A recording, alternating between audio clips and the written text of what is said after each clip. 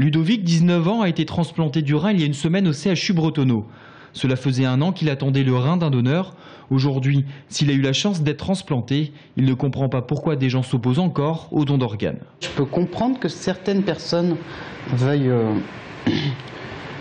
conserver leurs organes. J'en ai parlé avec des personnes qui étaient contre le don d'organes. Pour certaines raisons particulières, je peux comprendre, mais enfin, c'est un peu égoïste. Mais généralement, ceux qui me disent qu'ils sont contre, c'est pour des raisons de croyance. C'est dans l'hypothèse où, après la mort, ils devraient garder leur organe pour être entier dans la mort.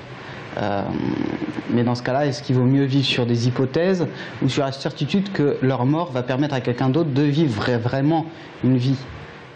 Le professeur Lebranchu a créé il y a 27 ans l'activité de transplantation rénale au CHU de Tours.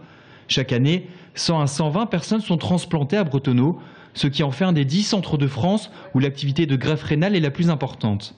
Mais face au nombre croissant de patients inscrits sur liste d'attente, la pénurie d'organes s'est installée.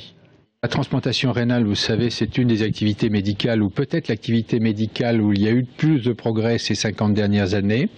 Et la conséquence, c'est qu'il y a de plus en plus de patients qui souhaiteraient être transplantés et que progressivement on est arrivé dans une situation de pénurie, puisque pour être transplanté, il faut pouvoir donc bénéficier d'un greffon. Dans le doute, et lors du décès d'un donneur potentiel, les familles s'opposent au don d'organes dans 40% des cas. Il est donc important de parler du don et d'informer ses proches de son intention. À Tours, plus de 200 patients en attente de greffe rénale sont actuellement inscrits sur liste d'attente.